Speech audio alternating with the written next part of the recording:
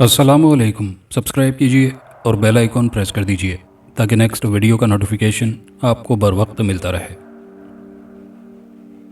मैंने टेलीफोन की घंटी पर कॉल वसूल की और बारोब अंदाज से हेलो कहा। सर, मैं लेडी अस्पताल से शमसुद्दीन बात कर रहा हूँ। सर, मामला यह है कि जजकी वार्ड से एक नवमौलूद बच्चा अगवा हो गया है। इलाके के एतबार से आपका थाना हुदूद में आता है, तभी मैं आपको इत्तला कर रहा हूँ। शमसुद्दीन, आप बता सकते हैं यह वाक़या कब पेश आया और क्या आप अस्पताल इंतज़ामिया में से कोई अहदेदार बात कर रहे हैं या अगवाशुदा बच्चे के लवाहिकीन में से हैं? मैंने पूछा। सर, मैं अगवाशुदा बच्चे का मामू बात कर रहा हूँ। अस्पताल इंतज़ामिया इस सिलसिले में किसी किस्म का कोई ताउन नहीं कर रही और ना ही कोई बात सुनने को तैयार है। अब बराह करम हमारी मदद कीजिए। मेरी बहन सख्त परेशान है और उसकी हालत भी बिगड़ती जा रही है। शमसुद्दीन ने तफसील बताते हुए कहा। और ये किस वक्त का वाक़या है? मैंने पूछा। रात में बच्चे की पैदाइश हुई। सेहतमंद बच्चा था। सारी रात वो अस्पताल इंतज़ामिया के मखसूस चिल्ड्रन वार्ड के मखसूस झूले में रहा, मगर सुबह होते ही बच्चा झूले से गायब था। ठीक है, ये ज़रूर कोई अगवाकार है। अस्पताल वालों की मिली भगत भी हो सकती है या कोई और साजिश। मैं अभी पहुंचता हूं, मैंने कहा। मैंने एसआई सलामत और हवालदार करम खान को अपने साथ लिया और अस्पताल पहुंच गया। मेन गेट के पास ही मुझे शमसुद्दीन मिल गया। सर, बहुत शुक्रिया, आप तशरीफ़ लाए, वरना पुलिस इंस्पेक्टर हम जैसे गरीब लोगों को कहाँ लिफ्ट कराते हैं। वो पढ़ा लिखा आदमी था। उसके चेहरे पर ममनूनियत के आसार वाज़े थे। ये तो मेरा फ़र्ज़ है मोहतरम। मैं ख़ुद को अवाम का खादिम समझता हूँ। अवाम की हिफाजत और दूसरी बुराइयों के ख़िलाफ़ मेरी टीम हमेशा कोशां रहती है। वक्त ज़ाया किए बगैर आप मुझे तफसीलन बताएं कि माजरा क्या है। शमसुद्दीन ने सारा वाक़या तफसील से दोहरा दिया। बच्चा झूले से गायब हुआ था। मैंने अस्पताल के एमएस से बात की। सर, रात तक बच्चा हमारी कस्टडी में था। मैंने नाइट ड्यूटी पर मौजूद तमाम स्टाफ से पूछगछ की, मगर किसी ने भी बच्चे के बारे में कोई मालूमात नहीं बताई। किसी को कुछ इल्म नहीं। एमएस शक्ल से तो शरीफ आदमी लगता था। एक लम्हे को मुझे लगा जैसे वो हकीकत पर मबनी बयान दे रहा है और उसे वाकई कुछ इल्म ना हो, मगर मैंने तफ्तीश जारी रखी। आप प्लीज़ उन तमाम लोगों की लिस्ट दिखाएं जो नाइट ड्यूटी पर मामूर थे। ज़रूर सर। जल्दी मेरे सामने 20 लोगों की लिस्ट थी। इसमें 12 नर्सें और 8 डॉक्टर थे। फिर मैंने तकरीबन सारे लोगों से पूछगछ की, मगर सारा स्टाफ ही लाइल्म था। एक बात जो नई मालूम हुई कि उस बच्चे का सारा जिस्म सुर्ख रंगत पर मुश्तमिल था और उसकी आंखें भी सुर्ख रंग की थी, सुर्ख और गहरी सुर्ख। इतना बता दूं, ये केस इतना सीधा ना था जितना नज़र आ रहा था, क्योंकि हमने रात वाली सारी सीसीटीवी वीडियोस देख ली, कहीं कुछ नज़र ना आया। अभी हम अस्पताल में ही थे कि एक और वाक़या पेश आ गया। अगवाशुदा बच्चे की माँ का अचानक इंतकाल हो गया था। उसे खून की उल्टी आई। उल्टी आने के बाद वो औरत बेहोश हो गई। बेहोश होने के बाद उसका जिस्म पानी बनकर पिघल गया। उसकी हड्डियां बादअज़ां पिघल गईं। बहुत खौफनाक मंजर था। वो आहिस्ता आहिस्ता पिघलती गई और बेड पर सियाल मादा पड़ा नजर आया। मुझ समेत सारे लोगों के लिए यह मंजर दिल दहलाता खौफनाक था। गाढ़ा सियाल मादा आहिस्ता आहिस्ता फर्श की जानिब सरकना शुरू हुआ। फर्श पर एक तरतीब के साथ रिसने लगा। फिर वो किसी जिंदा सांप की तरह लंबाई इख्तियार करता चला गया। सियाल मादा जिंदा सांप की तरह 8 फुट लंबा हो गया था और दरवाजे की जानिब रेंगना शुरू कर दिया। फिर आहिस्ता आहिस्ता दरवाजे के रास्ते बाहर निकल गया। मैंने भी उस सियाल मादे की तरफ पेशकदमी शुरू कर दी। वह अस्पताल में खौफ व दहशत फैलाता मुख्तलिफ राहदारियों से होता हुआ सीढ़ियों की जानिब पहुंच गया और यही वो जगह थी जब वो मेरी जानिब लपका और मुझे वो फुंकारता हुआ सांप नजर आया। मेरी जानिब देखते हुए इसकी जुबान बाहर निकली थी और आग का शोला मेरी तरफ बढ़ने लगा तो मैंने झुककर अपना बचाव किया। यही वो लम्हा था जब सांपनुमा सियाल मादा मेरे सर झुकाते ही नज़रों से ओझल हो गया। उसे हर जगह ढूंढा, मगर ज़मीन निगल गई थी या आसमान खा गया था। पूरे अस्पताल में अफरा तफरी का आलम पैदा हो गया। एएसआई की हालत डर के मारे पतली हो गई थी, जबकि हवालदार का बीपी काफ़ी हद तक गिर गया था। बहुत सी नर्सें थर थर काँप रही थी, जबकि कुछ मरीज़ा खौफ के मारे सहमी हुई थी। मैंने शमसुद्दीन को हिरासत में ले लिया। किसी औरत का यूं अचानक सियाल मादा बनकर गायब हो जाना एक अजीब सी बात थी। वो गैर मरई मखलूक का वजूद था। میں خود اس حقیقت کو تسلیم کرتا ہوں کہ دنیا میں ایسی مخلوق موجود ہے جو ہر طرح کا روپ بدل سکتی ہے، جس روپ میں آنا چاہے آ سکتی ہے۔ اس اعتبار سے شمس الدین مشکوک تھا، کیونکہ اس کی بہن ہی تھی جس نے روپ بدلا تھا، مگر حقیقت کچھ اور ہی تھی۔ سر، برائے مہربانی آپ میرے خاندانی پس منظر کے بارے میں مکمل تفتیش کر لیں۔ ہم مسلمان ہیں اور اشرف المخلوقات ہیں، شمس الدین نے کہا۔ دیکھو شمس الدین، مجھے تم پر اس لیے شک ہے کہ تم میں سے ایک عورت میرے سامنے ہی سانپ بن کر غائب ہوئی ہے۔ تم بھی کہیں… سر، مجھ پر شک نہ کریں، کیونکہ اگر میں روپ بدل سکتا تو اب تک آپ کے سامنے نہ کھڑا ہوتا، آپ کو نقصان پہنچا چکا ہوتا، اور میرے سامنے کسی کی کوئی حقیقت نہ ہوتی۔ وہ جذباتی ہو گیا تھا۔ اس کی بات درست تھی۔ اس دوران شمس الدین کے والد، ماں اور بھائی بھی آ گئے۔ سارے لوگ ہی پریشان تھے۔ دو باتیں سامنے آئی تھیں: بچے کا مخصوص کمرے سے اغوا ہونا اور بچے کی ماں کا سانپ نما بننا۔ جہاں تک بچے کا اغوا شامل تھا، وہ اس لیے سوالیہ نشان تھا کہ مخصوص کمرے میں رکھے ہوئے بچے کو سوائے اسٹاف کے کوئی اور نہیں غائب کر سکتا تھا۔ یہ اسپتال کا اپنا مخصوص نظام تھا جو خاص طور پر بچوں کے لیے بنایا گیا تھا۔ بچوں کو مخصوص کمرے میں رکھا جاتا۔ خصوصی کوڈ صرف ایڈمن ڈپارٹمنٹ کا سیکریٹ راز ہوتا جو کمپیوٹر سے آپریٹ کیا جاتا۔ اتنے سیکریٹ سسٹم کے بعد بھی بچہ غائب تھا، اور یہ ساری کارروائی ایڈمن اور کمپیوٹر ڈپارٹمنٹ کے اسٹاف کے بغیر ممکن ہی نہیں تھی۔ سب سے پہلے تو میں نے بچے کی بازیابی کے لیے اقدامات کیے۔ مختلف ٹیموں کو شہر میں پھیلا دیا اور کسی بھی مشکوک شخص پر نظر رکھنے کا اندیا دیا۔ پھر کچھ نیا ہوا، کیونکہ مجھے ایک آدمی نے کال کی اور اس نے بھی کچھ ایسا ہی کہا۔ اس کا کہنا تھا، سر، میں راولپنڈی کے نواحی گاؤں مراد آباد سے بات کر رہا ہوں۔ سر، ہمارے گھر رات میں ایک بچی کی پیدائش ہوئی اور صبح کو بچہ گھر سے غائب تھا۔ ہر جگہ ڈھونڈا مگر کہیں نہیں ملا۔ ایک اور بات جو اس کیس میں مشترکہ تھی، وہ تھی بچے کی سرخ آنکھیں اور سرخ جسم، جو مجھے اس آدمی نے بتائی۔ دونوں کیسز کی کڑیاں ملتی نظر آ رہی تھی۔ میں نے اسپتال کے تمام اسٹاف کا تفصیلی بیان ریکارڈ کیا اور مراد آباد کی جانب روانہ ہو گیا۔ میرے ساتھ ASI اور حوالدار بھی تھے، جو ابھی تک خوف کے سمندر میں ڈبکیاں لگا رہے تھے۔ ہم اس وقت پنڈی سے کچھ کلومیٹر کے فاصلے پر موجود مراد آباد جانے والی پکی سڑک پر تھے۔ دوپہر کا وقت تھا، گرمی عروج پر تھی، مگر کیس بھی اتنا اہم تھا کہ بہت الگ قسم کا نظر آ رہا تھا۔ صاحب جی، میری زندگی میں پہلا موقع ہے جب سب کی نظروں کے سامنے ایک عورت سانپ بن گئی، ASI بولا۔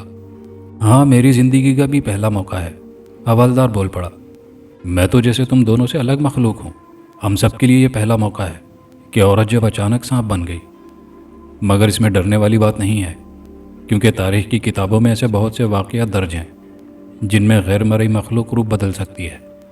یہ بات بہت مشہور ہے کہ سانپ کی ایک مخصوص نسل جب 100 سال کی زندگی گزار لیتی ہے تو انسانی روپ میں آ جاتی ہے، مگر اس کیس میں ایک انسان نے سانپ کا روپ دھار لیا۔ خیر، آگے آگے دیکھیے ہوتا ہے کیا۔ فیصل رضا کا بیٹا امریکہ سے ڈگری ہولڈر تھا، قابل اور ذہین لڑکا تھا۔ اس نے اپنی کزن سے محبت کی شادی کی۔ ہم خود اس شادی میں شریک ہوئے، مگر وہ صرف ایک رات کا دلہا ثابت ہوا۔ مجھے نوجوان کی موت کا افسوس تھا۔ سفر جاری تھا۔ مراد آباد پہنچ کر میں نے اس آدمی سے رابطہ کیا، مگر پھر عجیب بات ہوئی۔ لوگ ڈر کے مارے گاؤں سے باہر نکل رہے تھے اور ہر طرف سانپ سانپ کی پکار تھی۔ میں نے اس نوجوان کو کال کی جس نے ہمیں بچے کے اغوا کی معلومات دی تھی۔ تیسری بار کال مل گئی۔ یوں اس سے بات کرتے ہوئے ہم اس کے گھر پہنچ گئے۔ گھر میں خوف و ہراس پھیلا ہوا تھا۔ ہر شخص سہما ہوا تھا۔ وہ ایک کچا گھر تھا جس میں لمبا اور کھلا صحن تھا، جہاں مال مویشی بندھے ہوئے تھے۔ ہمیں دیکھ کر لوگ جمع ہو گئے تھے۔ صاحب جی، ہم غریب لوگ ہیں، محنت مزدوری کرتے ہیں۔ رات ہمارے ہاں ایک بچہ پیدا ہوا، مگر صبح کو بچہ اپنی جگہ موجود نہیں تھا۔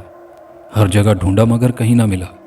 پھر آپ کو اطلاع دی، مگر آپ کے آنے سے پہلے ایک خوفناک واقعہ پیش آ گیا۔ ہماری بہن اچانک سانپ بن گئی اور گھر سے باہر نکل گئی۔ یہ تو وہی کیس تھا جو کہ دوسری مرتبہ دہرایا گیا تھا۔ عجیب معمہ تھا جو سمجھ سے باہر تھا۔ تمہاری اس بہن کا خاوند کہاں ہے؟ میں نے پوچھا۔ اس کی تو جی موت ہو گئی تھی۔ سہاگ رات سے ایک دن بعد ہماری بہن بیوہ تھی۔ اس نے انکشاف کیا۔ اس کے خاوند کی موت کیسے ہوئی تھی؟ میں نے پوچھا۔ وہ تو جی شادی والی رات ہی فوت ہو گیا تھا۔ اور پھر اس کی موت کے 3 ماہ بعد ہمیں پتہ چلا کہ بہن حاملہ ہے۔ کل 9 ماہ بعد بچہ پیدا ہوا تھا جو غائب ہو گیا، اور اب ہماری بہن بھی سانپ بن کر غائب ہو گئی۔ یہ عجیب و غریب صورتحال تھی۔ فیصل رضا کا بیٹا بھی تو پہلی رات مارا گیا۔ ایسا لگتا تھا جیسے اگلا شکار فیصل رضا کی بہو تھی جس کا خاوند پہلی رات مارا گیا تھا۔ میں نے ضروری کارروائی پوری کی اور پنڈی واپس آ گیا۔ اسی دوران میں نے شمس الدین سے کچھ معلومات لی۔ اس نے بھی انکشاف کیا کہ اس کی بہن کا خاوند یعنی بہنوئی کی موت بھی پہلی رات ہی ہوئی تھی۔ تینوں کیسز میں مشابہت تھی۔ مجھے نئے شکار کو اس قسم کی صورتحال سے بچانا تھا جو متوقع طور پر فیصل رضا کی بہو تھی۔ اسی شام میں فیصل رضا کے گھر میں تھا۔ جنازے میں شرکت کی۔ مرنے والے کا نام انور تھا۔ جنازے کے بعد اسے قبر میں دفن کرنے کے بعد اس کے گھر آ گئے۔ بیوہ نرگس کو طویل بے ہوشی کے بعد ہوش آ گیا تھا۔ میں نے نرگس کو شامل تفتیش کرتے ہوئے کیس کا دائرہ کار بڑھا دیا۔ نرگس کی حالت کچھ سنبھلی تو میں نے اس سے کچھ سوالات پوچھے۔ سب سے پہلے تو آپ کے خاوند کا افسوس ہے۔ میں آپ کو ہرگز تکلیف نہ دیتا مگر میری ڈیوٹی ہے۔ میں انسانی زندگی کی حفاظت کے لیے تمام تر کوششیں بروئے کر لاؤں گا۔ جی آپ نے جو پوچھنا ہے پوچھیے، وہ اعتماد سے بولی۔ آپ کے خاوند کی موت کس وقت ہوئی؟ مطلب آپ کو کب معلوم ہوا کہ وہ اس دنیا میں نہیں ہے؟ میں نے پوچھا۔ صبح 4 بجے کا وقت تھا۔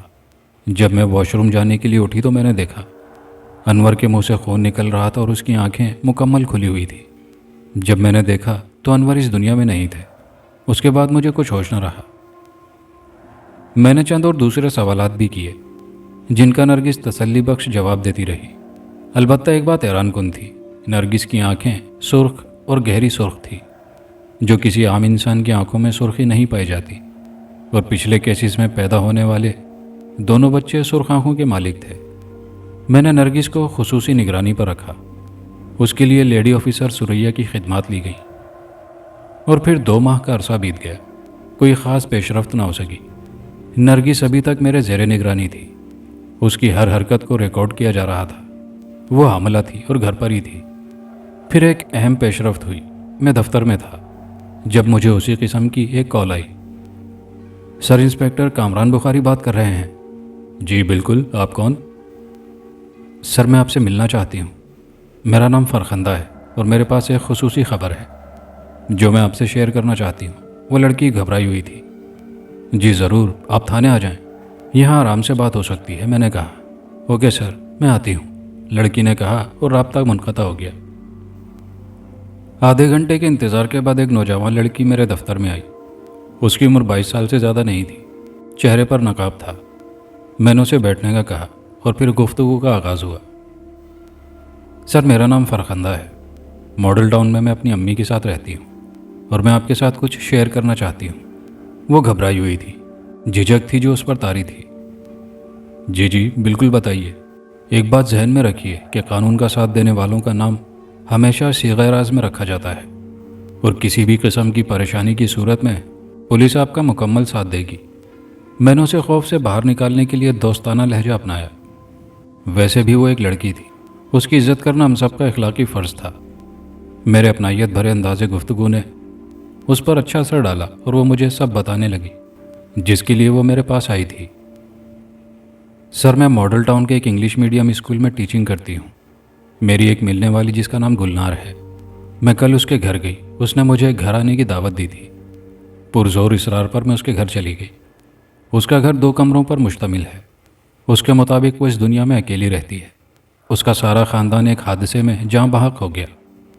سر جو بتانے کی اصل بات ہے، اس نے مجھے کمرے میں بٹھایا اور خود باہر چلی گئی۔ کمرہ عجیب و غریب تھا، حالانکہ وہاں سب کچھ نارمل تھا، مگر مجھے پراسرار محسوس ہو رہا تھا۔ کچھ دیر بیٹھنے کے بعد مجھے اس نے ایک سرخ رنگ کا شربت پیش کیا۔ وہ گاڑھا اور لذیذ شربت تھا۔ ایک لمحے کو میں سب کچھ بھول گئی۔ مجھے جیسے نشہ چڑھ گیا تھا یا پھر یادداشت ختم ہو گئی تھی۔ اس نے اسی لمحے مجھے کچھ اور کھلایا۔ مجھے تھوڑا بہت یاد پڑتا ہے کہ وہ کچا گوشت تھا جس میں سے ہلکی بدبو اٹھ رہی تھی۔ اس گوشت کو کھاتے ہی میرا دماغ واپس نارمل ہونے لگا، میرے اعصاب نارمل ہونے لگے، مگر اس وقت میں اپنے کمرے میں موجود تھی۔ یہ ممکن ہی نہیں تھا کہ میں خود بخود گلنار کے گھر سے اپنے کمرے میں پہنچ گئی تھی۔ وہ چپ ہو گئی۔ میں نے اس کی آنکھوں میں خوف کا واضح عکس دیکھا۔ اس کی آنکھیں سرخ تھیں، بہت زیادہ سرخ، اور یہی سرخی میں نے اپنی اس کیس میں ہر متاثرہ عورت اور بچوں میں دیکھی تھی۔ جو بچے اغوا ہوئے تھے یا جو عورتیں سانپ بن کر غائب ہوئی تھیں، وہ سب سرخ آنکھوں کے مالک تھے۔ ویری گڈ فرخندہ بہن، آپ نے میرا مسئلہ حل کر دیا۔ میں پچھلے 2 ماہ سے اسی کیس پر کام کر رہا تھا۔ مجھے 200% امید ہے کہ ضرور اس سارے چکر کے پیچھے گلنار نامی ڈائن کا ہاتھ ہے۔ پھر میں نے فرخندہ کو بچوں کے اغوا، خاوندوں کا مرنا اور عورتوں کا سانپ بن کر غائب ہونے کا بتایا۔ فرخندہ نے بہت سے رازوں سے پردہ فاش کیا۔ سر، میں جس اسکول میں پڑھاتی ہوں وہاں 3 لڑکیاں اور بھی پڑھاتی تھیں۔ ایک لڑکی کا تعلق اسی ماڈل ٹاؤن سے تھا، جس کی پچھلے دنوں شادی ہوئی تھی اور اس کا خاوند شادی سے اگلے دن مارا گیا۔ میں نے فوراً اسے اچک لیا۔ آپ فیصل رضا کے بیٹے ہارون کی بات تو نہیں کر رہی ہیں؟ جی بالکل۔ ہارون بھائی کی بیوہ سائرہ میرے ساتھ ٹیچنگ کرتی تھی۔ اس نے تصدیق کی۔ ٹھیک ہے، آپ بتا رہی تھی، میں نے کہا۔ ایک لڑکی جو غالباً کسی گاؤں سے آئی تھی، شادی کے بعد اس کا خاوند بھی موت کا شکار ہوا۔ یہ بہت پرانی بات ہے، جب گلنار نئی اسکول آئی تھی اور وہ لڑکی جو گاؤں سے تھی اس کے گھر گئی تھی۔ اس کے ساتھ بھی ایسا ہی ہوا تھا جو کچھ میرے ساتھ ہوا۔ وہ میری دوست تھی، لیکن اس واقعے کے بعد وہ اسکول کبھی نہیں آئی۔ البتہ میں نے اسے کئی بار گلنار کے گھر سے واپس آتے ہوئے دیکھا تھا۔ میں نے اس سے بات کرنے کی کوشش بھی کی، مگر اس نے مجھے پہچاننے سے بھی انکار کر دیا تھا۔ پھر اسی لمحے مجھے لگا فرخندہ کے ہاتھ پاؤں مڑنے لگے تھے۔ وہ میری طرف خونخوار نظروں سے دیکھ رہی تھی۔ اس کی آنکھوں میں خون اتر آیا تھا۔ وہ اپنے آپ پر قابو کرنے کی بہت کوشش کر رہی تھی۔ اس کے ہاتھ پاؤں اپنی جسامت سے بڑھنے لگے تھے۔ یہ عجیب و غریب صورتحال تھی۔ پانی، وہ جیسے پھنکار کر بولی۔ میں نے اسے پانی پلایا۔ پانی پینے سے کچھ افاقہ ہوا، وہ نارمل ہونے لگی۔ آہستہ آہستہ اس کے اعصاب نارمل ہوتے گئے۔ سر، جب سے میں گلنار کے گھر سے آئی ہوں میری حالت ایسی ہی ہے۔ میرا دل چاہتا ہے کہ گلنار کے ہاتھ کا لذیذ شربت پیوں اور بدبودار گوشت کھاؤں، لیکن پانی پینے سے میری حالت قدرے بہتر ہو جاتی ہے۔ آپ پلیز گلنار کو گرفتار کر لیجئے۔ وہ یقیناً کوئی جادوگرنی ہے جو کالے سفلی عمل سے لوگوں کی زندگی جہنم بنا رہی ہے۔ اس کا گھر بلاک 5 فیز 2 میں ہے۔ فرخندہ کی حالت ابھی بھی مکمل ٹھیک نہیں تھی۔ اس کی سانسیں پھولی ہوئی تھی اور جسم کانپ رہا تھا۔ اتنی اہم معلومات دینے کا شکریہ۔ آپ اگر برا نہ منائیں تو میرے ساتھ چلیے، میں گلنار سے نمٹ لوں گا، مگر آپ کی طبیعت خراب ہے، میں آپ کو گھر تک ڈراپ کر دوں گا۔ میں نے ہمدردی سے کہا، نہیں سر، میں رکشے سے چلی جاؤں گی، بس آپ اس گلنار کو پکڑ لیں۔ وہ اٹھ کھڑی ہوئی۔ اس کا جسم تھر تھر کانپ رہا تھا۔ مجھے نہیں لگتا تھا کہ وہ اس حالت میں بغیر کسی مدد کے اپنے گھر پہنچ جائے گی۔ دیکھیے، آپ میری بہن کی طرح ہیں، آپ کی مدد کرنا میرا اخلاقی فرض ہے۔ میں ایک فرض شناس پولیس آفیسر ہوں اور اپنی حدود و قیود سے مکمل واقف ہوں۔ آپ میرے ساتھ پہلے اسپتال چلیے، طبیعت چیک کرائیے، پھر ہم آپ کو بحفاظت گھر پہنچا دیں گے، میں نے دھیمے اور شائستہ انداز میں کہا۔ فرخندہ کمزوری کی وجہ سے دوبارہ کرسی پر بیٹھ گئی۔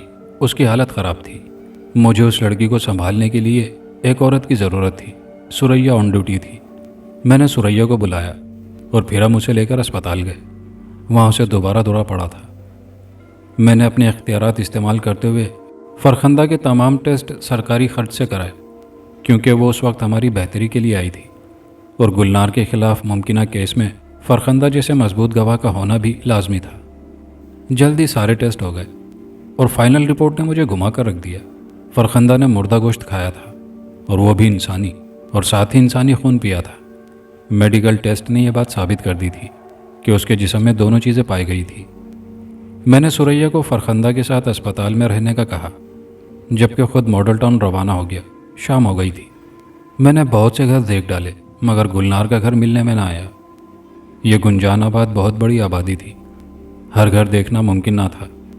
پھر مجھے خیال آیا اور مجھے اپنی عقل پر ماتم کرنے کا بھی خیال سوجا۔ ہارون مرحوم کی بیوی بھی تو متاثر ہوئی تھی، اس کی رہنمائی مجھے گلنار کے گھر تک پہنچانے میں معاون ثابت ہو سکتی تھی۔ میں نے گاڑی کا رخ ہارون کے گھر کی طرف موڑ دیا۔ مجھے سب لوگ جانتے تھے، گھر میں آنا جانا بھی تھا۔ فیصل رضا سے ان کے بیٹے کی موت کے بعد ایک ملاقات میں تفصیلی بات ہوئی تھی۔ فیصل رضا نے اب بھی میری بات غور سے سنی اور انہوں نے بہو کو میرے ساتھ بھیج دیا۔ کامران بھائی، آپ بھابھی کو بھی ساتھ لے لیجئے، اس عورت کا مجھ پر سحر جلدی ہوگا۔ میں پورے 9 ماہ تک اس کے پاس جاتی رہی ہوں۔ وہ مجھے خون پلاتی تھی، گوشت کھلاتی تھی، لیکن مجھے نہیں پتا کیا ہوتا تھا میرے ساتھ۔ میں ہر شام چلی جاتی اور لذیذ خون کے ساتھ کچا بدبودار گوشت کھا آتی۔ اگر میں ایسا نہ کرتی تو میرا جسم جلنے لگتا اور میں تڑپنے لگتی۔ آپ نے کسی کو اپنی صورتحال سے آگاہ کیوں نہیں کیا؟ میں نے پوچھا۔ میں جب بھی کسی کو بتانے کا ارادہ کرتی تو میری یادداشت چلی جاتی اور بھگ سے ساری بات ذہن سے اڑ جاتی۔ میں نے اپنی بیوی کو بھی ساتھ لے لیا۔ منصوبہ یہ تھا کہ دونوں عورتیں گلنار کے گھر کے باہر کھڑی ہوں گی، جبکہ میں خود گھر کے اندر جاؤں گا۔ رات کے اندھیرے میں ہم لوگ ایک گھر کے سامنے موجود تھے۔ یہ گھر دوسرے گھروں سے الگ تھلگ تھا۔ ہارون کی بیوی نے گھر ڈھونڈنے میں مدد کی تھی۔ میں نے گاڑی کا انجن بند کیا اور باہر نکل آیا، جبکہ وہ دونوں گاڑی میں بیٹھی رہیں۔ میں نے گیٹ دیکھا مگر وہ اندر سے بند تھا۔ میں نے دیوار پھلانگنے کا منصوبہ بنایا، لیکن میں نے یہاں ایک فیصلہ کیا۔ میں نے دیکھ لیا تھا اور اب یہاں اکیلے گھر میں گھسنا بے وقوفی تھی۔ میں نے دونوں عورتوں کو گھر ڈراپ کیا اور اپنے ساتھیوں کے ساتھ دوبارہ اس گھر کے سامنے پہنچ گیا۔ گلنار پکڑی گئی تھی۔ ہم نے اسے خوبرو لڑکی کو کچا گوشت کھلاتے ہوئے پکڑا تھا۔ میں نے پورے گھر کی تلاشی لی۔ ایک کمرے میں مردہ جسم پائے گئے۔ انسانی گوشت بڑی مقدار میں پایا گیا، جبکہ ایک تہہ خانہ بھی ملا جہاں ایک انسانی جسم بھٹی پر جل رہا تھا اور تہہ خانے میں تعفن کے ساتھ عجیب سا دھواں پھیل گیا تھا۔ لیکن اس دھوئیں نے ہمارا کام بگاڑ دیا۔ ہم جو ہی تہہ خانے میں داخل ہوئے، ہتھکڑی پہنے ہوئے گلنار ایک دم سے غائب ہو گئی۔ ASI کو جھٹکا لگا تھا، ہتھکڑی چھوٹ گئی اور گلنار نہ جانے کہاں غائب ہو گئی۔ ہم نے ماسک پہن لیے۔ ایک مردہ ایک بھٹی میں جلایا جا رہا تھا۔ میں نے اہلکاروں کے ساتھ مل کر بھٹی بجھائی اور لاش کو باہر لے آئے۔ جسم جل کر کوئلہ ہو چکا تھا۔ ایک کو میں نے بہت مشکل سے پہچان لیا۔ وہ ہارون کی لاش تھی، جو مرنے کے بعد ضرور قبر سے نکال لی گئی تھی اور گلنار اسے اپنے مقصد کے لیے استعمال کر رہی تھی۔ ہر جگہ ڈھونڈ لیا گیا مگر گلنار نہ ملی۔ پھر ایک آواز آئی، کہے کی آواز، انسپکٹر تم ڈھونڈ سکتے ہو تو ڈھونڈ لو، میں تمہارے سامنے ہوں، پکڑو مجھے۔ وہ گلنار کی زہریلی آواز تھی مگر وہ غائب تھی۔ ضرور اس نے یقیناً کسی کالے سفلی عمل سے غائب ہونے کا طریقہ ڈھونڈ لیا تھا اور کسی حد تک کامیاب بھی ہو گئی تھی، کیونکہ مجھے وہاں سے ایک کتاب ملی تھی جو سفلی عمل سے متعلق تھی۔ اس کتاب میں سب سے اہم چیز بذریعہ جادو نظروں سے اوجھل ہونے کا طریقہ درج تھا۔ میں نے کتاب کو پڑھنا شروع کر دیا۔ کالے عمل سے اس کتاب میں ضرور غائب ہو جانے والے شخص کو دیکھنے کا توڑ موجود ہوگا۔ وقت گزر رہا تھا۔ میں نے کتاب کے تمام عنوان دیکھ لیے مگر کوئی توڑ نظر نہ آیا۔ تبھی ASI نے ایک اہم بات بتائی، سر ایک طریقہ ہے، اگر ہم اس عورت کا ایک یا کئی بال لے کر اس کی 3 گرہ پر سورہ معوذتین پڑھ کر دم کر کے وہ بال آگ میں جلائیں تو وہ ظاہر ہو جائے گی۔ ASI نے بالوں کا ایک گچھا مجھے تھماتے ہوئے کہا، سر یہ بال میرے ہاتھ میں اس وقت آئے جب میں نے اسے بالوں سے پکڑا تھا۔ یہ اچھا عمل تھا۔ میں نے کئی بال لیے اور اس پر سورہ معوذتین پڑھ کر گرہیں لگا دی۔ آگ جلا کر بالوں کو جلانے کے لیے آگ کے قریب لے گئے اور بالوں کو جیسے ہی تپش پہنچی تو چیخنے کی آواز آئی، ایسا مت کرو، ایسا مت کرو۔ وہ گلنار کی آواز تھی، تم خود کو ہمارے حوالے کر دو ورنہ تم جانتی ہو کہ تمہارا کیا حشر ہونے والا ہے۔ میں نے کہا، ٹھیک ہے، تم میرے بال کو آگ سے دور کرو، میں ظاہر ہوتی ہوں۔ وہ بولی، نہیں، تم اسی حالت میں سامنے آؤ، جلدی کرو، خود کو ظاہر کرو ورنہ۔ میں نے تیز اور سخت لہجے میں کہا۔ گلنار نے خود کو ہمارے سامنے ظاہر کر دیا۔ میں نے اسے ہتھکڑی لگائی اور تھانے لے آیا۔ اس کے گھر کو بھی تالا لگا دیا۔ اس کی شکل کالی سیاہ تھی، بالکل توے کی طرح۔ تفتیش کے دوران اس نے اعتراف جرم کیا اور اپنا بیان کچھ یوں قلم بند کرایا، میرا اصل نام گنگا عرف گلنار ہے، میرا تعلق ہندو مذہب سے ہے۔ ایک حادثے میں میرے گھر والے مارے گئے تو میں تنہا ہو گئی، کوئی سہارا نہ تھا۔ میرے کالے رنگ نے بھی میری نحوست میں اہم کردار ادا کیا۔ میں نے کئی لڑکوں پر ڈورے ڈالے مگر مسئلہ صرف میرے کالے اور بھدے رنگ کا تھا۔ میں چاہتی تھی کہ کوئی اچھا لڑکا مجھے اپنا لے، یوں مجھے سہارا مل جائے گا، مگر ہر لڑکا مجھے استعمال کر کے ٹیشو پیپر کی طرح پھینک دیتا۔ میں نے ٹیچنگ کا شعبہ چنا، جہاں الگ دنیا تھی، کولیگ تھی اور خوبصورت بچے تھے۔ یہاں بھی میرا کالا رنگ سب کی زبان کا موضوع بن جاتا۔ ہر محفل میں میرا رنگ زہر بحث ہوتا، مگر میں نے خوش گفتاری کی وجہ سے سب کو اپنا گرویدہ کر لیا۔ اسی دوران مجھے کالے جادو کا شوق چڑھا۔ ایک ہندو بڑھیا میری استاد بنی۔ اس نے مجھے بہت سے سفلی عمل سکھائے۔ بڑھیا نے مجھے رنگ گورا کرنے کے طریقے بھی بتائے، مگر سب ناکارہ ہو گئے۔ پھر اس نے مجھے ایک کتاب دی جو کہ کالے علم کی تھی۔ اس دوران بڑھیا کا انتقال ہو گیا۔ مجھے کالے جادو کا جنون کی حد تک شوق تھا۔ میں نے کتاب کو پڑھنا شروع کیا۔ یہ سب کرنا اتنا مشکل نہ تھا۔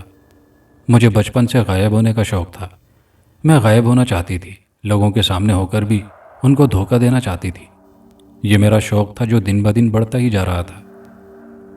مجھے 9 ماہ تک 10 لڑکیوں کو انسانی مردہ گوشت کھلانا تھا اور جادو کیا ہوا خون بھی پلانا تھا۔ اس کے بعد لڑکیوں کی شادی کا انتظار کرنا تھا، کیونکہ ان کے بچے بھی میری خواہش کو پورا کر سکتے تھے۔ میں نے کچھ لڑکیاں منتخب کی اور انہیں مسلسل 9 ماہ تک گوشت کھلاتی رہی اور خون بھی پلاتی رہی، جس پر سفلی عمل کیا ہوا ہوتا۔ جو لڑکی ایک مرتبہ میرے پاس آتی وہ جادوئی چکر میں جکڑ جاتی۔ اگر وہ میری طرف نہ آتی تو اسے دورے پڑنے لگتے، یوں مجبوراً انہیں میری طرف آنا پڑتا۔ کئی لڑکیوں نے میرے پاس وقت گزارے۔ ایک بات اور، ان کے خاوند شادی کی پہلی رات مارے جاتے۔ یہ عمل لازمی تھا کیونکہ مجھے ان کے شوہروں کی ضرورت پڑتی۔ ان کا مردہ جسم قبر سے نکال لاتی اور اسے جلتی ہوئی بھٹی میں مخصوص عمل کے تحت جلاتی رہتی۔ ان کے جسم سے اٹھنے والے بدبودار دھوئیں سے ان کے نومولود بچوں کی موت ہوتی۔ پھر میں ان بچوں کو زندہ کھاتی۔ اب تک میں کئی بچے کھا چکی ہوں۔ یہی وجہ ہے کہ میں کچھ دیر تک غائب رہ سکتی ہوں۔ وہ بیان دے کر خاموش ہو گئی تھی۔ اب ذرا سرخ آنکھوں اور سرخ جسم کا راز بتاؤ، اور عورتوں کا سانپ بن کر غائب ہونے سے کیا تعلق ہے تمہارا؟ میں نے پوچھا۔ سرخ جسم اور سرخ آنکھیں جادو کے زور پر ہوتی ہیں، جبکہ عورت کا سانپ بننا بھی اسی سفلی علم کے سبب ہے۔ یہ سفلی علم سحر شدہ عورت کے جسم کو زچگی کے بعد گلا سڑا دیتا ہے۔ اس کے علاوہ میں کچھ اور نہیں جانتی، وہ گمبھیر لہجے میں بولی۔ 2 عورتیں ایسی ہیں جن پر تم نے سفلی علم کیا ہے اور ان کو مردہ گوشت اور خون بھی پلایا ہے، ان کا حل بتاؤ۔ میں نے پوچھا، کیونکہ ہارون کی بیوی اور اسپتال میں فرخندہ دونوں ہی اس کے زیر اثر تھی۔ ان کی اس مصیبت سے جان چھڑانی تھی۔ اب ان کو کچھ نہیں ہوگا کیونکہ میرا عمل سب پر کھل چکا ہے، اس لیے سفلی عمل ٹوٹ گیا ہے۔ اس نے لمبا سانس کھینچتے ہوئے کہا۔ اگلی صبح میں نے جیل کی سلاخوں کے پیچھے گنگا عرف گلنار کو مردہ حالت میں دیکھا۔ اس کے قریب ایک پرچی پڑی تھی جس پر لکھا تھا، تم نے مجھے برباد کر دیا، اب میرے جینے کا فائدہ بھی نہیں، اس لیے صبح تم مجھے مردہ پاؤ گے۔ وہ واقعی مر چکی تھی اور بعد ازاں سیال مادہ بن کر بہہ گئی۔ بدبو پھیلی ہوئی تھی مگر برائی کا صفایا ہو گیا تھا۔ پھر میں نے کچھ اہم کام کیے۔ اس کے بعد فرخندہ سے ملاقات کی اور گلنار کے مرنے کا بتایا۔ فرخندہ بالکل نارمل اور ٹھیک ٹھاک تھی۔ ان سارے کاموں سے فارغ ہو کر میں سوچ رہا تھا کہ انسان ہی انسان کی بربادی کا باعث بن جاتا ہے۔ بیجا خواہش جب انسان پر حاوی ہو جاتی ہے تو انسان مقام اولیٰ سے گر کر حیوان سے بھی بدتر بن جاتا ہے اور ہر ناجائز کام کو حلال سمجھنے لگتا ہے، جو کہ عظمت انسانی کے منافی ہے۔ اللہ تعالیٰ سب کو شیطانی ہتھ کنڈوں اور سازشوں سے محفوظ رکھے اور ایسے لوگوں کو ہدایت دے جو دنیا کے ساتھ اپنی آخرت بھی برباد کرتے ہیں، آمین۔ خاص ایپیسوڈ کا دوسرا خوفناک قصہ۔ آج تو تم نے حد ہی کر دی، تم نے پھر اسکول میں لڑائی کی۔ تم انسان ہو کہ جانور؟ جب دیکھو جہاں دیکھو لڑتے رہتے ہو۔ کوئی اندازہ ہے کہ تمہیں کیا کیا ہے تم نے؟ جا کر کہیں جھاڑو پوچھا کرو۔ جاوید اسپتال میں داخل ہے، تم اتنے اندھے ہو گئے کہ اس کے سر پر گلدان دے مارا۔ یہ تو شکر ہے کہ تمہارے بابا کے تعلقات ہیں، ورنہ اب تک پولیس تمہیں پکڑ کر لے گئی ہوتی۔ سمینہ اپنے 10 سالہ بیٹے کو مسلسل ڈانٹ رہی تھی، جبکہ اس کا بیٹا عدنان اس کے چہرے کو یوں دیکھ رہا تھا جیسے کوئی نیوز چینل دیکھ رہا۔ ایسا کیا کیا تھا جاوید نے کہ تم نے اسے اتنا مارا؟ سمینہ نے غصے سے کہا۔ اس نے مجھے منہ چڑھایا تھا، عدنان نے سپاٹ لہجے میں کہا۔ تو تم نے اتنی سی بات پر اس کا سر پھوڑ دیا، بندر جیسے منہ والے۔ ہاں، اس نے غلطی کی تھی مجھ سے الجھ کر۔ آئندہ جو بھی میرے ساتھ مذاق کرے گا تو اسے خمیازہ بھگتنا ہی پڑے گا، عدنان نے سپاٹ لہجے میں کہا۔ تو سمینہ غصے سے کھول اٹھی اور ایک زوردار تھپڑ عدنان کے گال پر رسید کر دیا، جس کی وجہ سے عدنان کا چہرہ سرخ ہو گیا اور اس کے سفید گال پر سمینہ کی انگلیوں کے نشان پڑ گئے۔ آج سے پہلے سمینہ نے کبھی عدنان پر ہاتھ نہیں اٹھایا تھا، لیکن آج معاملہ اس کی برداشت سے باہر تھا۔ اس کا خیال تھا کہ عدنان چیخ چیخ کر رونا شروع کر دے گا اور اس کے لیے اسے چپ کرانا مشکل ہو جائے گا، لیکن عدنان نے اپنا گال تک نہیں سہلایا۔ الٹا اسے سپاٹ نظروں سے دیکھتا ہوا اپنے کمرے کی طرف چلتا گیا اور وہ اسے حیرت سے دیکھتی رہ گئی۔ سمینہ اور مختار کا عدنان اکلوتا بیٹا تھا۔ مختار ایک فرم کا مالک تھا جو ملکی سطح پر تیار شدہ قالین بیرون ممالک بیچتے تھے، اس لیے ان کو کسی مالی مشکل کا سامنا نہیں تھا۔ دونوں میاں بیوی عدنان کو بے حد پیار کرتے تھے اور وہ تھا بھی پیار کرنے کے لائق، کیونکہ وہ بے حد پیارا بچہ تھا۔ سرخ و سفید رنگت، بھرے بھرے گال اور گالوں پر پڑ جانے والے گڑھے اسے اور زیادہ پرکشش بنا دیتے، لیکن اس کے رویے سے سمینہ اور مختار دونوں ہی بہت پریشان تھے، خصوصاً سمینہ، کیونکہ مختار تو اپنے کاروبار میں اکثر مصروف رہتا۔ سمینہ گھر میں بھی عدنان کی سرگرمیوں سے بہت پریشان رہا کرتی، کیونکہ اس میں اپنے ہم عمر بچوں والی کوئی بات نہ تھی۔ نہ تو وہ کھیلنا پسند کرتا تھا اور نہ دوست بناتا تھا۔ اس سے عمر میں بڑے بچے بھی اس سے خوفزدہ رہتے۔ جاوید کو اس نے جس طرح مارا تھا اس طرح وہ مر بھی سکتا تھا۔ سمینہ اور مختار ان کے گھر جا کر معذرت کر کے آئے تھے۔ ویسے بھی وہ مڈل کلاس لوگ تھے، اس لیے لڑائی جھگڑا نہیں کر سکتے تھے۔ عدنان کا یہ کوئی پہلا جھگڑا نہیں تھا، پہلے بھی وہ متعدد بار ایسا کر چکا تھا اور ہر بار اس کے والدین کو شرمندہ ہونا پڑ جاتا۔ پڑھنے میں اس کی دلچسپی صفر تھی، لیکن وہ ہر امتحان میں پوزیشن ہولڈر ہوتا اور اسی بات پر سب حیران ہوتے۔ لیکن اس بار پرنسپل نے انہیں مشورہ دیا کہ عدنان کو کسی اچھے نفسیاتی ڈاکٹر کو دکھایا جائے تاکہ اس کے ساتھ جو بھی مسئلہ ہے وہ حل کیا جائے۔ پرنسپل کے مشورے پر سمینہ اور مختار عدنان کو شہر کے مشہور نفسیاتی ڈاکٹر کے پاس لے گئے۔ ڈاکٹر شیراز بہت مشہور تھے۔ عدنان ڈاکٹر کے سامنے اسٹول پر بیٹھا تھا۔ ہاں تو بیٹا، آپ کا نام کیا ہے؟ ڈاکٹر شیراز نے خوشگوار موڈ میں پوچھا۔ میری میڈیکل سلپ آپ کے سامنے پڑی ہے اور اس پر میرا نام درج ہے، دیکھ لیجئے، عدنان نے سپاٹ لہجے میں کہا۔ ویری گڈ، ڈاکٹر نے ہنس کر کہا۔ اچھا بیٹا، آپ کون سی کلاس میں پڑھتے ہیں؟ اگر آپ ڈاکٹر ہیں تو آپ کو یہ بات پوچھنے کی ضرورت نہیں، کیونکہ آپ کے سامنے پڑی رپورٹ کے مطابق میری عمر 10 سال ہے۔ اگر آپ کی نظر میں لائق ہوں تو 5ویں میں، اگر کمزور ہوں تو 4تھ کلاس میں ہو سکتا ہوں۔ عدنان نے کہا تو ڈاکٹر ایک بار پھر اس کے جواب پر خوش ہوا۔ عدنان، تمیز سے بات کرو، سمینہ نے اسے ڈپٹ کر کہا تو ڈاکٹر کو یہ بات بری لگی۔ اگر آپ برا نہ منائیں تو ہم دونوں کو تنہا چھوڑ دیں، آپ پلیز باہر انتظار کیجیے، ڈاکٹر نے کہا تو مختار نے سمینہ کو باہر چلنے کا اشارہ کیا اور دونوں باہر نکل گئے۔ چاکلیٹ کھاؤ گے؟ ڈاکٹر نے دونوں کے جاتے ہی کہا۔ نہیں، کیونکہ اس وقت آپ کی جیب میں ایک ہی چاکلیٹ ہے جو آپ اپنے بیٹے کو دینا چاہیں گے۔ آپ کا دماغ بہت کمزور ہے، جاتے وقت لے کے نہیں جا پائیں گے، جس کے نتیجے میں وہ ہمیشہ کی طرح آپ سے ناراض ہو کر سو جائے گا، عدنان نے اطمینان سے کہا۔ تم تو واقعی کمال کی حد تک ذہین ہو، حیرت ہے اتنے ذہین بچے سے اس کے والدین کیوں پریشان ہیں؟ شاید وہ واقعی تمہارے درست اندازوں سے ڈرتے ہیں، ڈاکٹر نے حیران ہو کر کہا، کیونکہ ڈاکٹر جب سے عدنان کو دیکھ رہا تھا وہ اسے اپنے اعصاب پر سوار ہوتا محسوس کر رہا تھا۔ آپ نے اچھا ہی کیا کہ ان دونوں کو باہر بھیج دیا، کیونکہ اب جو میں بتانے جا رہا ہوں وہ بات اگر وہ دونوں سن لیتے تو آپ کی کافی سبکی ہوتی۔ یہ کیا بات ہوئی؟ میں سمجھا نہیں، ڈاکٹر پریشان ہو کر بولا۔ مجھے پتا ہے کہ آپ شادی شدہ ہیں اور آپ اپنی بیوی سے کافی ڈرتے ہیں، کیونکہ وہ کافی شکی مزاج ہے۔ یہ باتیں تمہیں کس نے بتائی؟ تمہیں پتا ہے نا کہ کسی کی نجی زندگی کے بارے میں معلومات رکھنا کتنی بری بات ہے۔ ڈاکٹر کے لہجے میں ناگواری کا عنصر شامل تھا۔ یہ سب میرے لیے معمولی باتیں ہیں، میں تو وہ بھی جانتا ہوں جو آپ کے علاوہ آپ کے قریبی لوگ بھی نہیں جانتے، عدنان نے سنسنی خیز لہجے میں کہا۔ وہ کون سی بات ہے؟ ڈاکٹر نے رک رک کر کہا۔ آپ نے اپنی اسسٹنٹ ڈاکٹر کے ساتھ ناجائز تعلقات استوار کر رکھے ہیں اور آپ نے ان سے شادی کا جھوٹا وعدہ کر رکھا ہے، کیونکہ آپ کی دولت آپ کی نہیں، آپ کی بیوی کی ملکیت ہے اور آپ ایسا کوئی قدم نہیں اٹھانا چاہتے جس کی وجہ سے آپ کو دولت سے ہاتھ دھونا پڑے، اور یہ کہ بند کرو یہ بکواس، دفع ہو جاؤ میری نظروں سے، ڈاکٹر عدنان نے بات کاٹ کر چیختے ہوئے کہا۔ تو دروازہ کھلا، دونوں میاں بیوی ایک ساتھ اندر آئے اور ساتھ میں عملے کے افراد بھی دوڑے آئے۔ لے جاؤ اس منحوس آدمی بچے کو، یہ انسان نہیں شیطان ہے، ڈاکٹر نے کہا اور تیزی سے باہر نکل گیا۔ ادھر عدنان کے چہرے پر ہمیشہ کی طرح سنجیدگی طاری تھی۔ عدنان، کیا مسئلہ ہے تمہارے ساتھ؟ تم کیا کر رہے ہو اس کا ذرا بھی کچھ اندازہ ہے تمہیں؟ سمینہ نے صوفے پر بیٹھے عدنان سے کہا۔ وہ خود عدنان کے سامنے اکڑوں بیٹھی تھی۔ مختار دفتر گئے ہوئے تھے اس لیے سمینہ کو عدنان سے بات کرنے کا یہ وقت مناسب لگا۔ مجھے اچھی طرح اندازہ ہے، لیکن شاید آپ کو نہیں کہ کیا ہو رہا ہے یہاں، عدنان نے سپاٹ لہجے میں کہا۔ کیا کروں؟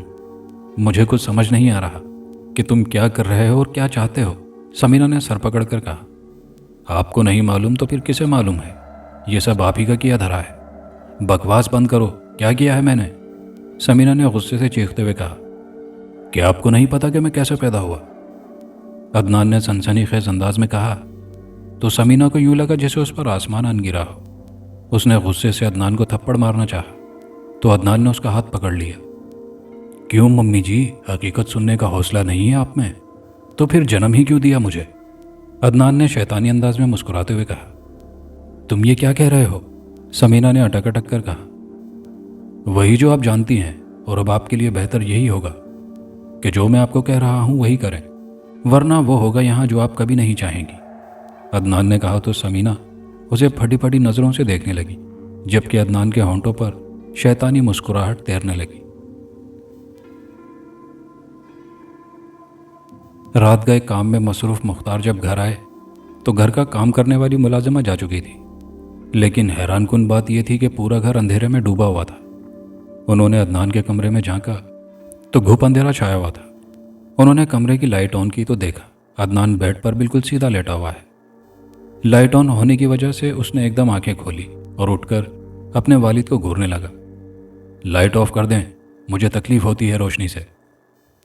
یہ سن کر مختار کو لگا جیسے عدنان بول نہیں رہا بلکہ غرا رہا ہے۔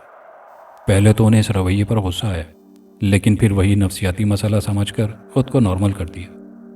اوکے بیٹا، سوری آپ کو ڈسٹرب کیا، انہوں نے زبردستی مسکراتے ہوئے کہا اور لائٹ آف کر کے دروازہ بند کر دیا۔ پھر انہوں نے ایک ایک کر کے اندر اور باہر کی ساری لائٹیں آن کر دی، لیکن سمینہ انہیں کہیں نظر نہ آئی۔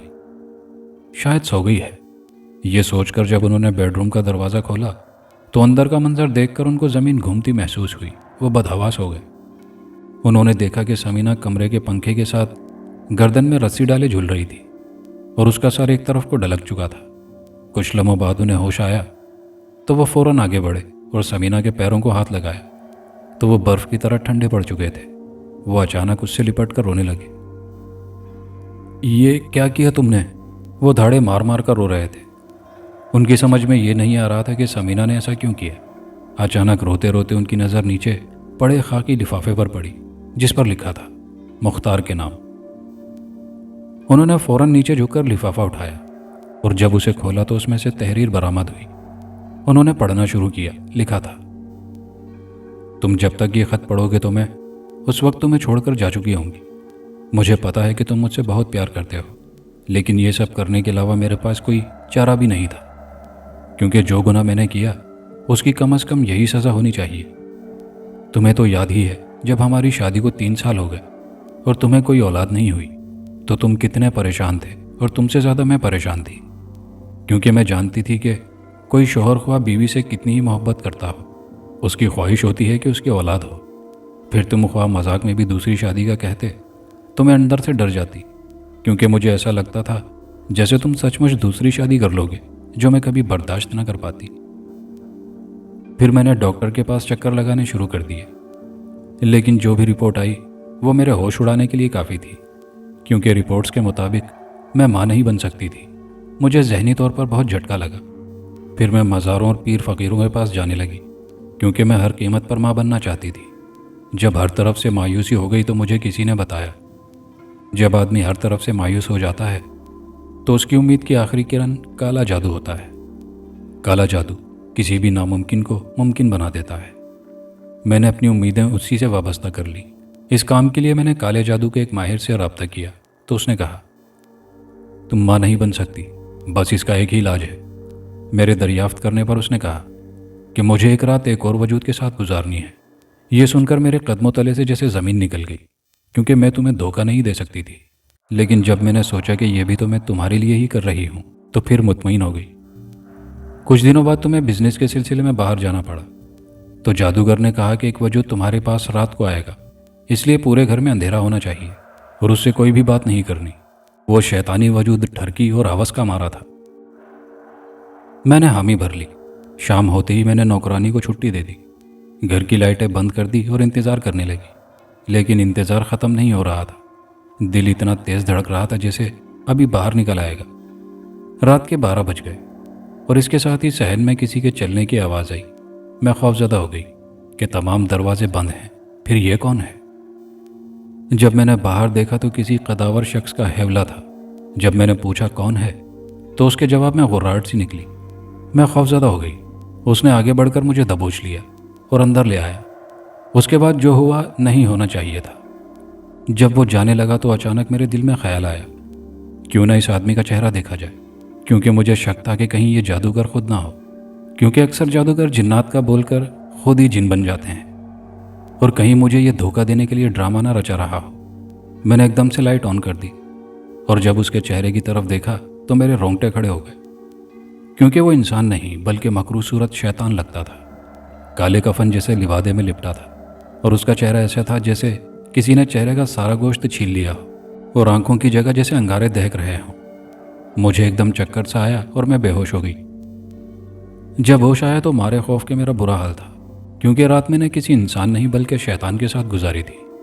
اور جب میں جادوگر کے پاس گئی تو وہ بہت غضبناک ہوا اور بولا کہ میں نے بہت بڑی غلطی کی ہے کہ میں نے اس وجود کو شیطان کہا جس کی مجھے جلد سزا ملے گی۔ میں ڈر کے مارے واپس آ گئی اور پھر اس واقعے کو آہستہ آہستہ بھولنے لگی۔ میں سچ مچ بہت ڈر گئی تھی اس وقت تک جب تک عدنان پیدا نہیں ہو گیا۔ اس کے ساتھ ہی وہ تمام خدشات غلط ثابت ہوئے جو میرے دل میں تھے، کیونکہ عدنان نارمل تھا، اس میں کوئی خاص بات نہیں تھی جو اسے دوسرے انسانوں سے مختلف کرتی۔ میں مطمئن ہو گئی اور اس رات کے واقعے کو ایک ڈراؤنا خواب سمجھ کر بھول گئی۔ میں یہ بھول گئی کہ میں نے تمہاری نہیں بلکہ شیطان کی اولاد کو جنم دیا ہے۔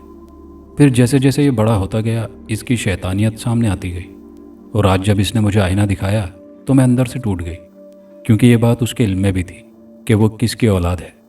اس سے پہلے کہ وہ تمہیں بتاتا میں خود ہی بتا رہی ہوں، ساتھ ہی خود کو سزا بھی دے رہی ہوں تاکہ تم مجھ سے پھر بھی محبت کرتے رہو۔ بس اس ایک رات کی میری غلطی کو معاف کر دو، مجھے اور کچھ نہیں چاہیے۔ اور ہاں، عدنان نہ تمہارا بیٹا ہے اور نہ میرا، بلکہ وہ شیطان کا وجود ہے۔ اسے مار ڈالو کیونکہ وہ تمہیں بھی مار ڈالے گا۔ میں خود اس طرح سے نہیں مرنا چاہتی تھی، لیکن اس نے پتہ نہیں کیسے کیا کیا کہ میں خود کو مارنے کے لیے تیار ہو گئی۔ یہ خط پڑھ کر مختار کے اوسان خطا ہو گئے۔ اسے ساری بات سمجھ آ گئی اور ساتھ ہی اس کے دل میں نفرت کا طوفان اٹھا کہ عدنان ان کی نہیں بلکہ شیطان کی اولاد ہے اور ان کی بیوی کا قاتل بھی۔ انہوں نے غصے سے الماری سے لوڈ کیا ہوا ریوالور نکالا اور عدنان کے کمرے میں داخل ہوئے۔ سامنے عدنان کو کھڑے پایا۔ عدنان کی آنکھیں انگارے کی طرح دہک رہی تھی۔ آئیے آئیے میرے پیارے ابا، آپ ہی کا انتظار تھا، عدنان نے بے خوف سے انداز میں مسکراتے ہوئے کہا۔ مختار اس کے انداز سے خوفزدہ ہو گئے، لیکن انہیں فوراً خیال آیا کہ ان کی بیوی کا قاتل یہی ہے۔ انہوں نے ریوالور کا رخ عدنان کی طرف موڑ دیا۔ آپ کو کیا لگتا ہے ابا جان کہ میں آپ جیسے کمزور انسان سے مر سکتا ہوں؟ میرا باپ آج تک نہیں مرا تو آپ مجھے کیسے مار سکتے ہیں؟ میں بھی تو اس کی اولاد ہوں، شیطان کی اولاد۔ تم جیسے انسانوں سے اپنی مرضی کا کام کروانا میرے بائیں ہاتھ کا کھیل ہے۔ اب چپ چاپ اپنا یہ ریوالور اپنی کنپٹی پر رکھو اور گولی چلا دو۔ عدنان نے کہا تو مختار کو یوں محسوس ہوا کہ ان کا دماغ ان کی مرضی کے بغیر حرکت کر رہا ہے، اور ساتھ ہی ریوالور کی ٹھنڈی نال انہیں اپنی کنپٹی پر محسوس ہوئی۔ یہ سوچ کر انہیں ٹھنڈے پسینے آنے لگے۔ انہوں نے ریوالور کو ہٹانے کی بہت کوشش کی، لیکن وہ اپنی اس کوشش میں ناکام ہو گئے۔ اب گولی چلا دو ابا جان، عدنان نے کہا تو مختار نے اپنی طرف سے ریوالور ہٹانے کی بہت کوشش کی، لیکن انگلی نے جیسے ہی حرکت کی گولی چل گئی۔ ساتھ ہی مختار کا وجود کسی کٹے ہوئے شہتیر کی طرح نیچے گرا، جبکہ عدنان کے چہرے پر شیطانی مسکراہٹ رقص کرنے لگی تھی۔ اور کہانی کے آخر میں آپ کی گزارشات پر آپ کے نام: طلحہ آفتاب صاحب ہیں لاہور پاکستان سے، رانا عامر صاحب ہیں کراچی پاکستان سے، وسیم علی صاحب ہیں فیصل آباد پاکستان سے، اجمل صاحب ہیں شہر کا نام نہیں لکھا انڈیا سے ہیں، الفت خان صاحبہ ہیں دلی انڈیا سے، چودھری ابو حمدان مہر صاحب ہیں سعودیہ سے، تعلق ان کا گجرانوالہ پاکستان سے ہے، مسٹر روبی ہیں master chef Seoul South Korea سے، رخسار خاتون ہیں کولکتہ انڈیا سے، نیلم صاحبہ ہیں کے پی کے پاکستان سے، شبنم عباسی صاحبہ ہیں اسلام آباد پاکستان سے، فیاض خان صاحب ہیں ترنڈا محمد پناہ تحصیل لیاقت پور پاکستان سے، اور آصف خان صاحب ہیں نیو کراچی پاکستان سے۔ آپ سب کے پیار بھرے کامنٹس کا بے حد شکریہ۔ ویڈیو کو دوستوں کے ساتھ ضرور لائک شیئر کیجیے گا، کامنٹ باکس میں اپنی رائے کا اظہار کیجیے گا، اور چینل پر نئے آنے والے دوستوں سے گزارش ہے کہ چینل کو لازمی سبسکرائب کر لیجیے۔ شکریہ۔